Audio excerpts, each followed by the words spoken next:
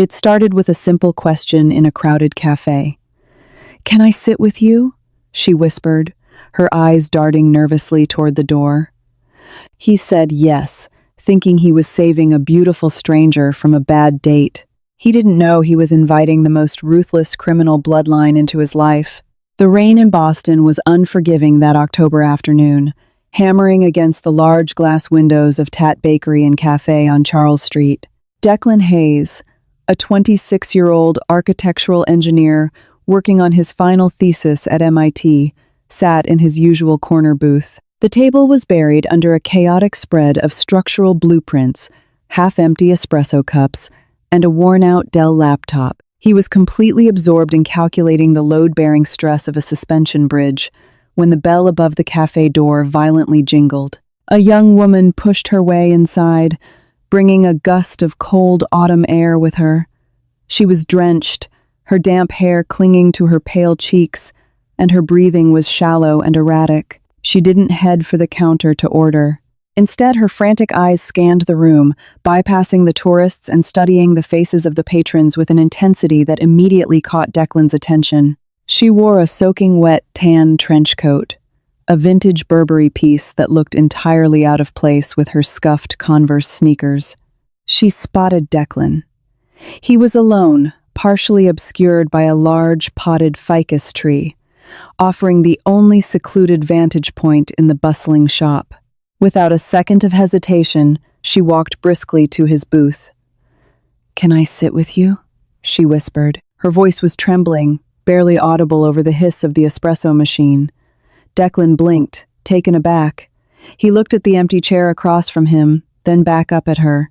Yeah, sure. Are you okay?" "Just pretend you know me," she pleaded, sliding into the booth and instantly shrinking down, trying to make herself as small as possible. She grabbed one of his spare highlighters and pulled a stray piece of blueprint paper toward her, pretending to be deeply engaged in his work. "Please, just for 5 minutes."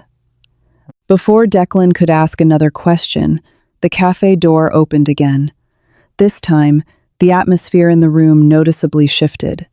2 men walked in. They weren't seeking shelter from the rain. They didn't even look wet. They were both well over 6 feet tall, broad-shouldered, and dressed in impeccably tailored, dark charcoal suits. Their eyes were cold, professional, and entirely devoid of warmth. They stood near the entrance, systematically scanning the faces of everyone in the cafe. Declan felt the girl across from him stiffen. Her knuckles, wrapped tightly around the yellow highlighter, turned a stark white. Instinct took over. Declan leaned forward, closing the distance between them, and let out a loud, convincing laugh. "I told you the cantilever design wouldn't hold the weight, Carmen," he said, pulling a name out of thin air, pointing casually at the blueprint. He reached across the table and gently placed his hand over her trembling fingers. "You're overthinking the structural integrity." The woman caught on instantly. She forced a smile, looking up into his eyes, though he could see the sheer terror masking her irises. "You're always right, aren't you?" she replied, her voice steadying just enough to sound like a frustrated study partner. The 2 men in suits slowly swept their gaze over Declan's booth. Declan didn't look up. He kept his eyes locked on the woman, maintaining the illusion of a mundane, intimate argument over engineering. For 5 agonizing seconds, the heavy stare of the 2 men lingered on the back of Declan's neck. He could practically feel the danger radiating from them, a subtle, violent energy that didn't belong in a yuppie coffee shop in Beacon Hill. Finally, one of the men tapped his earpiece, muttered something indistinguishable, and shook his head. They turned on their heels and walked back out into the torrential downpour. A heavy, suffocating silence fell over their booth. The woman let out a long, shaky breath, her shoulders collapsing as the tension drained from her body. She slowly pulled her hand out from under Declan's. "Thank you," she whispered, her voice barely more than a rasp. "You have no idea what you just did." "You want to tell me who those guys were?" Declan asked, pushing his laptop aside. "Because they didn't look like debt collectors, and they definitely didn't look like campus security. Should I call the Boston PD?" No! Her reaction was immediate and sharp. No cops, please. It's complicated. Complicated is an understatement, Declan replied, smorgasing his arms. I'm Declan, by the way. Since I just aided and abetted your escape, I figure I should at least know your real name. She hesitated, looking down at the table. When she finally looked up, her eyes were guarded. You actually guessed right. It is Carmen. Just Carmen. Well, just Carmen, Declan said, offering a gentle, reassuring smile. Let me buy you a dry coffee. You look like you're about to go into shock. They spent the next 2 hours talking. Despite the bizarre and dangerous circumstances of their meeting, the conversation flowed effortlessly. Carmen was sharp, wildly intelligent, and possessed a dark, self-deprecating sense of humor that Declan immediately connected with. She claimed to be an art history major who had just escaped a severely overprotective family that had hired private security to track her every move. My father is in real estate, Carmen explained, swirling the dregs of her latte. Commercial development. He's incredibly wealthy, incredibly paranoid, and completely suffocating. Those men were his fixers. They were sent to drag me back to a family dinner I explicitly opted out of. It sounded plausible. Wealthy, controlling families weren't exactly a rarity in the elite academic circles of Boston.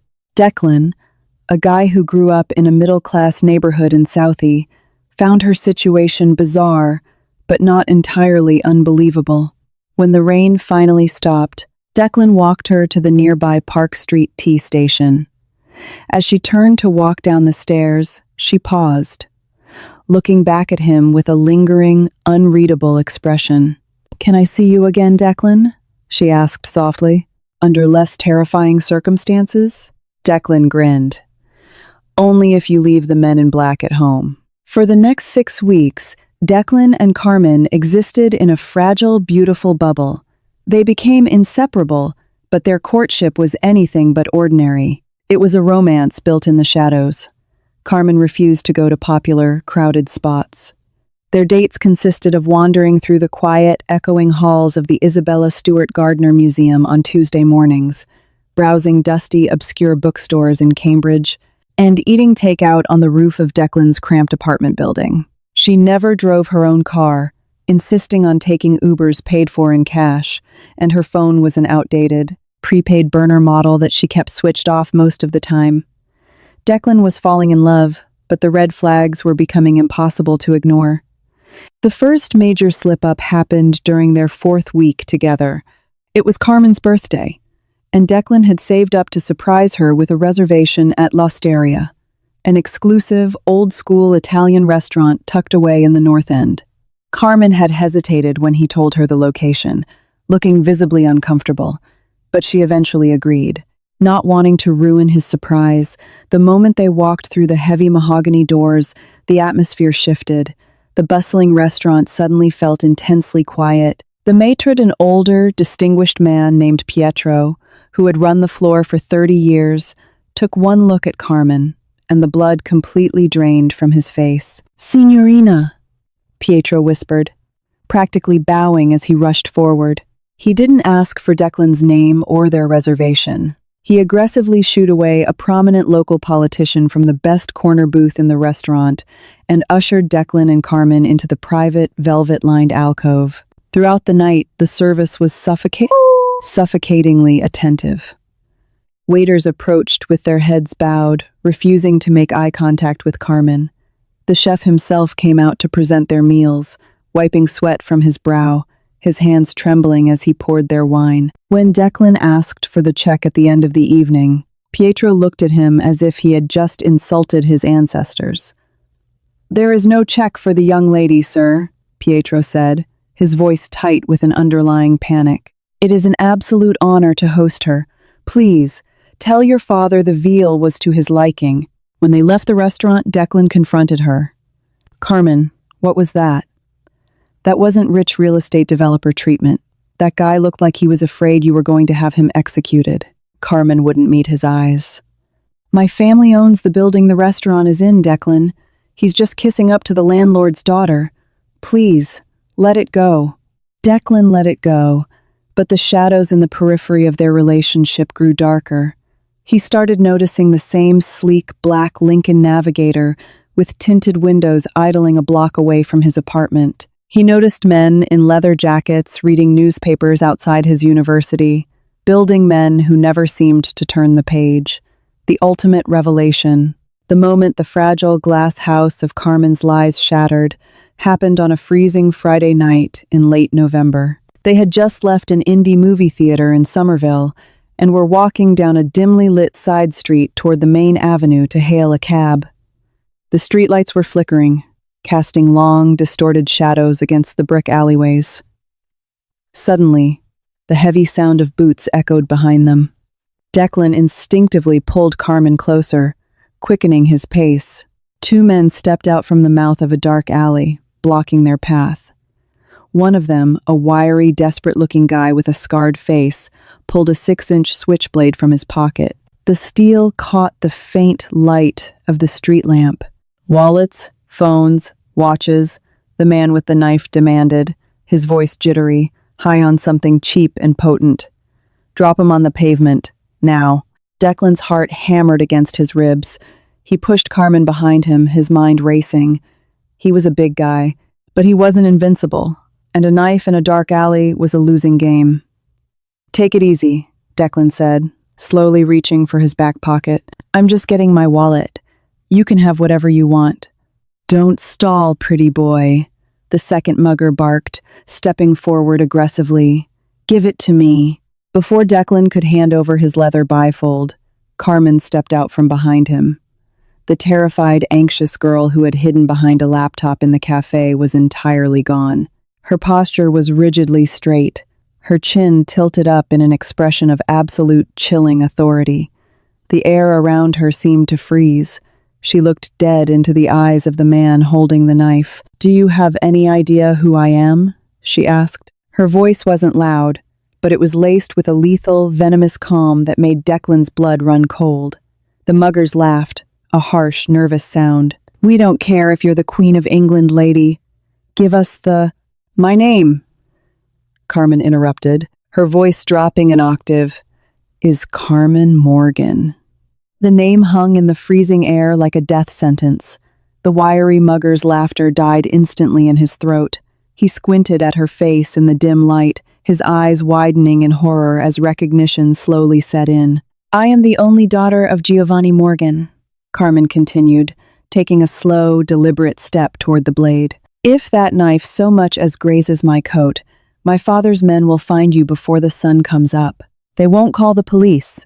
They will peel the skin from your bones while you breathe, and they will bury what's left of you in the concrete of the new harbor development." The silence that followed was deafening. The mugger's hand began to shake uncontrollably. He looked at Carmen, then down at the switchblade in his hand, as if it had suddenly turned into a live grenade. "R. Morgan?" the second man stammered, stumbling backward, his face entirely devoid of color. "The Morgan Syndicate. The undisputed, untouchable kings of the New England criminal underworld.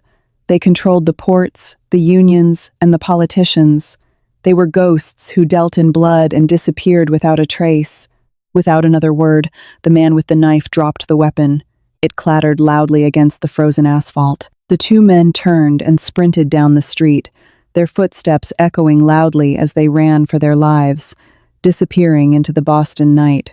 Declan stood frozen, staring at the switchblade on the ground, and then slowly turned to look at the woman he thought he knew. Carmen was staring back at him, the lethal authority fading from her eyes, replaced by a deep, profound sorrow. The secret was out. The daughter of the city's most feared Mafia Boss had just exposed her bloodline to save the ordinary boy she loved. "Declan," she whispered, reaching out a trembling hand toward him. But Declan took a step back. The reality of the shadows, the black SUVs, the terrified restaurant manager, all violently clicked into place. He wasn't dating a runaway rich girl. He was dating the princess of the Morgan crime family. And he knew, with terrifying certainty, that there was no walking away from this. The drop of the switchblade echoing on the asphalt was the loudest sound Declan had ever heard. It was the sound of a heavy steel door slamming shut on the life he thought he knew. He didn't scream, and he didn't run. He just stared at Carmen, watching the terrifying, commanding aura of a mafia princess melt back into the panicked eyes of the girl he had fallen in love with. She reached for his arm, her fingers desperately grasping at his heavy wool coat. "Declan, please," Carmen begged, her voice cracking. "Let me explain." Declan gently but firmly peeled her fingers off his sleeve. His heart was violently crashing against his ribs, his mind racing through every interaction, every canceled plan, every shadow he had seen over the past 6 weeks. "Explain what, Carmen? That your father murders people and buries them in the concrete of his development sites? That you used me as a civilian shield to hide from your own bloodline?" "I didn't use you!" she cried out, tears finally spilling over her eyelashes. "I was suffocating. I just wanted to be normal. I wanted to sit in a cafe and talk about bridge loads and structural integrity. I wanted to be with someone who looked at me like a person, not a target or a liability." "But you are a liability," Declan said, the harsh truth slipping out before he could stop it. "And now, so am I." He didn't let her walk home alone. Despite the betrayal gnawing at his gut, he flagged down a passing taxi, prepaid the driver with a $50 bill, and gave him the address of her high-end brownstone. He watched the taillights fade into the Boston night, standing completely alone in the freezing cold, acutely aware of how exposed he truly was. Paranoia became his constant companion. For 4 days, Declan barely slept. He skipped his classes at MIT, barricading himself in his Southie apartment. Every creaking floorboard, every screeching tire on the street below felt like a death sentence. On the 5th morning, the waiting ended. Declan walked out of his apartment building to grab a coffee from the corner bodega. Waiting by the curb was a pristine jet-black Mercedes-Benz S-Class. The rear door swung open, and a towering man with a broken nose and a tailored suit stepped out. It was one of the men from the cafe on that very first day. "Mr. Hayes," the man said. It wasn't a greeting. It was a summons. "Get in." Declan knew better than to run. You didn't outrun the Morgan family in Boston. He climbed into the back seat, sinking into the plush leather. The man slid in beside him, and the car silently pulled away from the curb, gliding through the city streets toward the affluent suburbs of Brookline. They arrived at a sprawling, gated estate hidden behind towering oak trees and high stone walls, lined with security cameras. Declan was escorted through a grand foyer, past priceless works of art, and into a dark, wood-paneled study that smelled of expensive cigars and aged scotch. Sitting behind a massive mahogany desk was Giovanni Morgan. The undisputed king of the New England underworld did not look like a monster. He looked like an aging patrician's silver hair, perfectly combed back, a sharp, custom-made Brioni suit, and eyes the color of chipped ice. Those eyes locked onto Declan with a calculating, dissecting weight that made it hard to breathe. "Declan Hayes," Giovanni said, his voice surprisingly soft, rich with a faint, old-world Italian accent. He gestured to a leather chair opposite his desk. "Sit." Declan sat. He kept his hands resting on his knees to hide their trembling. "My daughter is a fiercely intelligent woman," Giovanni began, pouring a glass of amber liquid from a crystal decanter. "But she is also hopelessly naive. She believes she can exist in 2 worlds. She believes she can play house with an architectural engineer from South Boston without the consequences of her surname bleeding onto the carpet." "I didn't know who she was, Mr. Morgan," Declan said, keeping his voice as steady as possible. "I am fully aware of what you knew and what you didn't," Giovanni replied coolly, sliding the glass of scotch across the desk toward Declan. "I have read your transcripts. I know about your mother's hospital bills. I know about your student loans. You are a clean, ambitious young man, but you are currently standing in the blast radius of a bomb you do not comprehend. Giovanni leaned forward, clasping his hands together. There is a shift happening. Mr. Hayes, the Moretti Syndicate out of New York is aggressively pushing into my territory. They are ruthless, and they do not adhere to the old rules. If Silas Moretti discovers that my only daughter has a civilian vulnerability, a boy she sneaks out to see, he will not hesitate to use you to break her.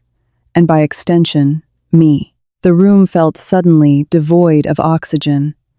The name Moretti carried a brutal reputation, even on the civilian news channels. I am not asking you to leave my daughter, Mr. Hayes, Giovanni said softly, the underlying threat vibrating in the quiet room. I am commanding it. You will pack your bags. You will accept a highly lucrative, fully funded internship at an architectural firm I own in London. You will leave tonight, and you will never speak to Carmen again. If you refuse, I cannot protect you from the Morettis, and honestly, I won't try. It was a golden parachute wrapped in barbed wire. A way out. Declan looked at the glass of scotch, then up into the chilling eyes of the man who controlled life and death in the city. I'll pack my things, Declan whispered. Late that night, the MIT architecture studio was deserted, bathed in the harsh, fluorescent glow of the overhead drafting lights. Declan Hayes stood at his drafting table, frantically rolling up his structural blueprints and shoving them into heavy cardboard tubes. His flight to London left in 4 hours. He had texted Carmen a sterile, brutal lie. I can't do this. Don't contact me again. It tasted like ash in his mouth, but it was the only way to keep her and himself alive. He was reaching for his laptop when the studio lights suddenly flickered and died, plunging the massive, open-concept room into near darkness. Only the faint, amber glow of the city streetlights bled through the floor-to-ceiling windows. Declan froze. The heavy, pressurized silence of the building felt profoundly wrong. Then came the sound of glass shattering. The heavy oak doors at the far end of the studio were violently kicked open. Flashlight beams cut through the darkness, sweeping methodically across the drafting tables. Find him, a raspy voice commanded. Silas wants him alive. Break his legs if you have to, but drag him out. The Morettis. Giovanni had been right, but Declan was out of time. Panic surged through Declan's veins, sharp and electric. He dropped to his knees, crawling silently behind a row of heavy 3D printers. There were 4 men moving through the aisles, their heavy boots crunching softly on the scattered graphite and paper. He could see the silhouettes of suppressed firearms in their hands. They weren't here to threaten. They were an extraction team. Hayes, one of the hitmen taunted, kicking over a stool. Come on out, college boy. You really think Morgan's little girl is worth dying for? Declan desperately calculated his surroundings. The only exit was behind them. The freight elevator was locked. He was trapped. He grabbed a heavy steel T-square from the floor, his knuckles white, preparing for a fight he had absolutely no chance of winning. A flashlight beam suddenly hit his face, blinding him. Got him. South aisle, the man barked, raising his weapon. Declan braced for the impact, throwing his arm up. Crack! The studio windows shuddered inward as a localized concussive charge blew the emergency fire exit completely off its hinges. The hitman blinding Declan was instantly thrown backward, a red mist spraying through the beam of his own flashlight as 2 suppressed shots echoed through the cavernous room. Chaos erupted. Declan covered his head as gunfire tore through the studio, shredding drywall and shattering computer monitors. He looked up through the settling plaster dust and saw a nightmare of precise, lethal violence unfolding. Giovanni Morgan's men had arrived, but they weren't being led by a seasoned enforcer. Stepping through the ruined doorway, silhouetted by the emergency lights, was Carmen. She wasn't wearing a vintage trench coat. She wore black tactical gear, her face a mask of terrifying, icy resolve. In her hands, she held a compact, matte black sidearm, perfectly steady. The remaining Moretti hitmen scrambled for cover, but Carmen's men moved with terrifying efficiency, securing the room in seconds. The brief, violent skirmish ended as quickly as it had begun. The studio fell deathly silent, save for the hum of the backup generators. Carmen holstered her weapon and walked slowly through the wreckage toward Declan.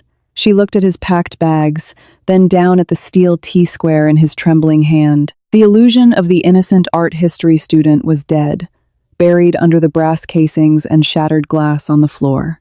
"I told you," Carmen said, her voice completely stripped of its former warmth, echoing with the cold, absolute authority of the Morgan bloodline. "I decide who sits with me." The acrid, metallic smell of cordite hung heavy and suffocating in the air of the ruined MIT architecture studio. Declan stood frozen behind the heavy 3D printers, his lungs burning with every shallow breath.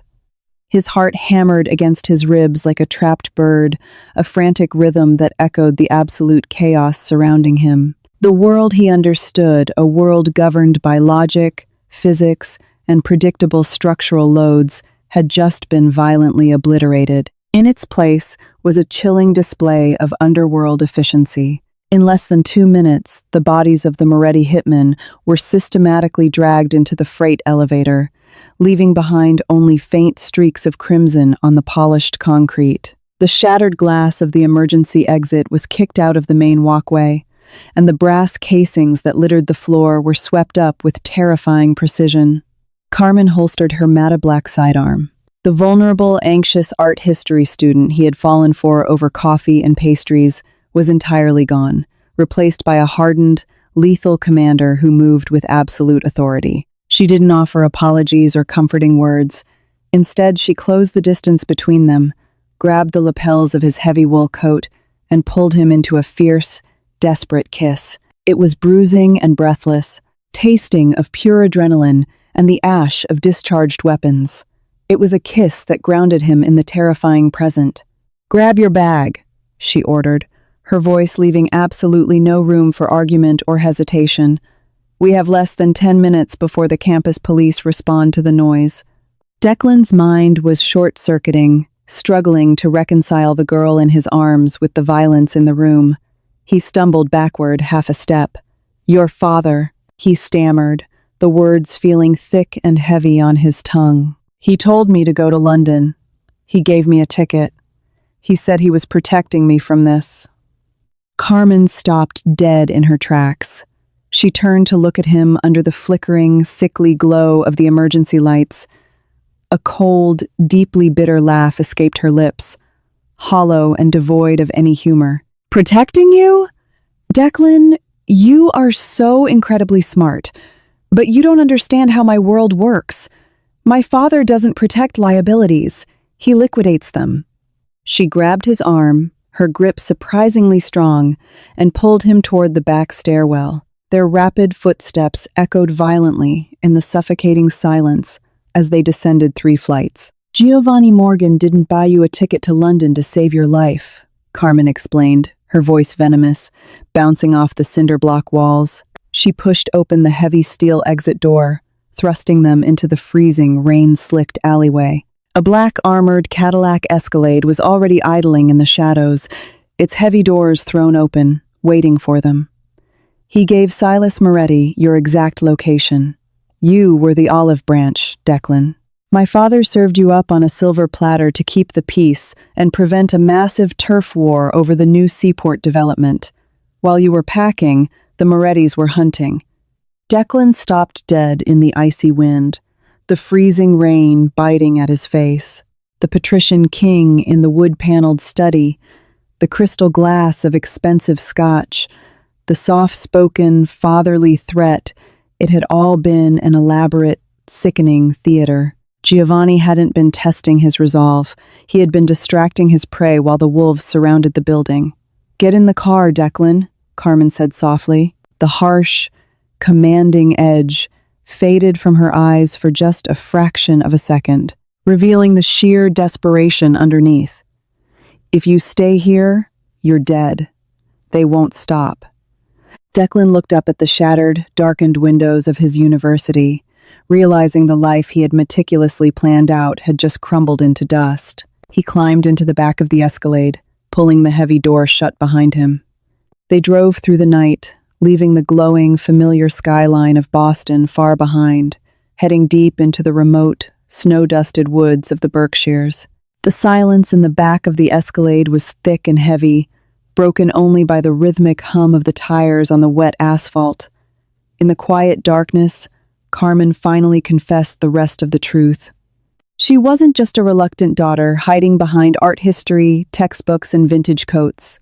She was the financial architect of the Morgan Empire.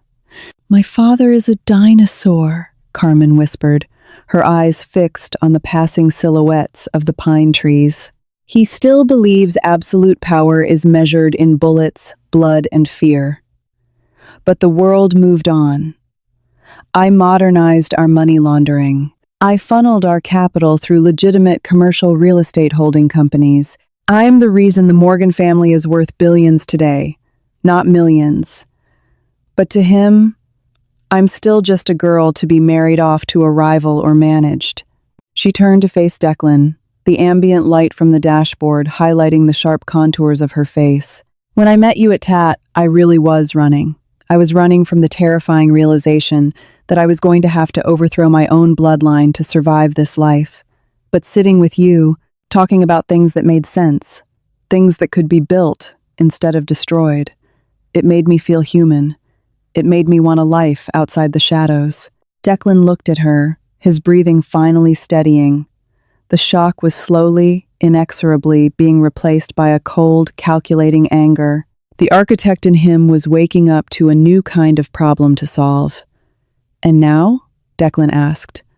Carmen leaned closer, her eyes flashing with a terrifying, brilliant resolve. "Now," she said, "we burn the shadows down." The safe house in the Berkshires was a sprawling, modernist glass and steel cabin, completely off the grid. For 2 days, it functioned as a war room.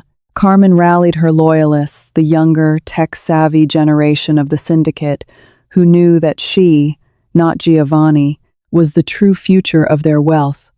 But brute force wouldn't be enough. Silas Moretti and Giovanni Morgan had arranged a sit-down to finalize their truce, celebrating the sacrifice of the civilian liability. They were meeting at the crown jewel of the Morgan real estate portfolio, the half-constructed, multi-billion-dollar Oceanus casino complex right on the Boston waterfront. It was a fortress. 200 armed men from both syndicates would be heavily guarding the perimeter. A frontal assault was suicide. Declan sat at the heavy oak dining table, staring at a digital topographical map of the seaport. He rubbed his tired eyes, his mind churning. Then he froze. He zoomed in on the foundational blueprints of the Oceanus complex. "Carmen," Declan called out, his voice sharp. She walked over, strapping a Kevlar vest over her black turtleneck. "What is it?" "The Oceanus Foundation," Declan said, his finger tracing a thick blue line on the screen. "My thesis advisor was the lead consultant on this project, and I ran the load-bearing simulations for him last semester. Your father cut corners to launder the money faster. He used subgrade rebar in the primary retaining wall, holding back the harbor water from the underground vault where they're meeting." Carmen stared at the blueprint, her brilliant mind catching up to his engineering logic instantly.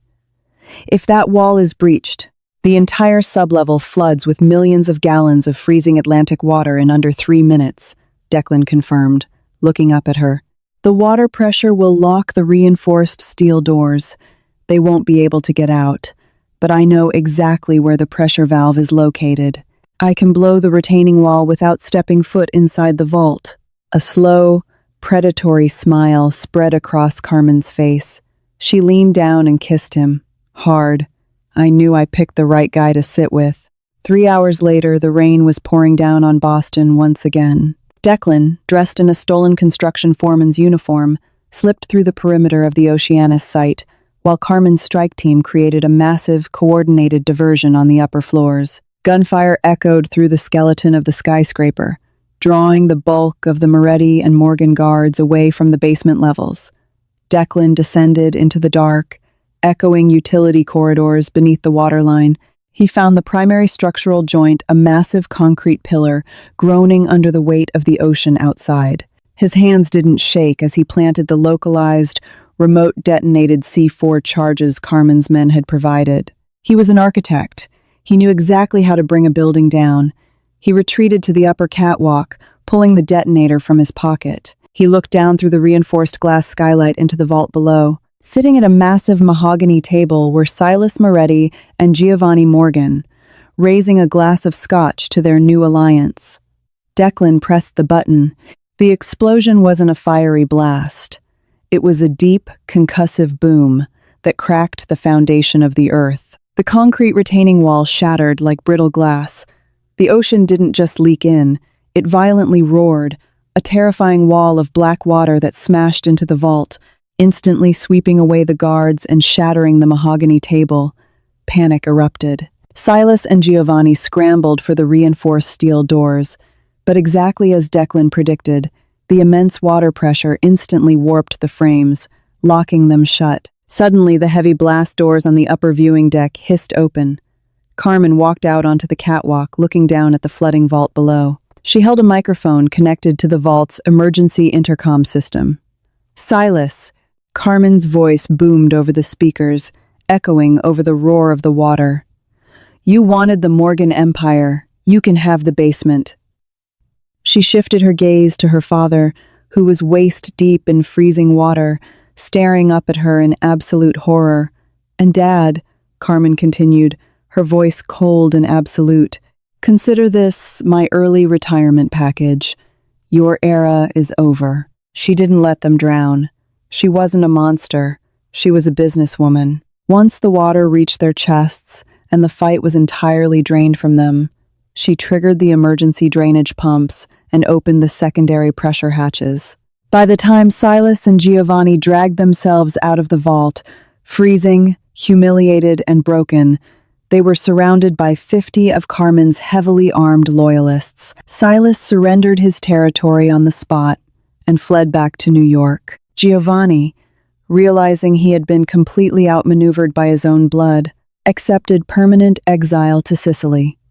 The rain washed the blood from the Boston harbor, leaving a new empire in its wake. Carmen and Declan built their dark reign not just on bullets, but on flawless blueprints. Their brutal love was forged in fire, unyielding and eternally theirs. If you loved this intense mafia romance, please smash that like button, share this video with fellow drama lovers, and subscribe to our channel for more thrilling stories.